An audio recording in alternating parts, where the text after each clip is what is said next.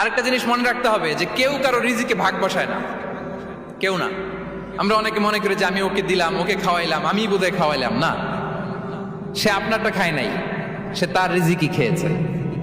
আমাদের ঘরে আমাদের বন্ধু বান্ধব আসে অনেক সময়, আমাদের ঘরে অনেক সময় অতিথি আসে, তাদেরকে আমরা আপ্যায়ন করি, তাদেরকে খাওয়াই। আসলে সে আমারটা খায় না, সে কারটা খায়?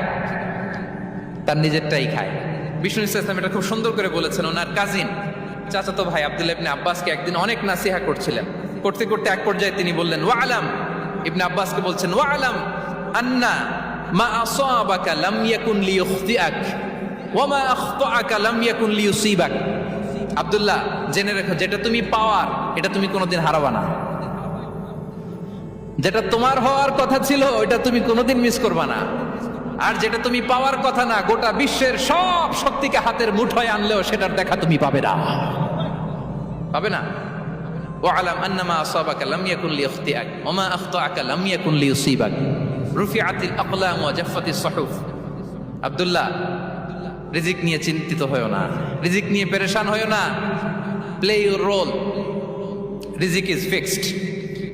যেটা তুমি পাওয়ার তুমিই পাবা, যেটা তুমি পাওয়ার কথা না চেষ্টা করেও সেটা তোমার কাছে আসবে না।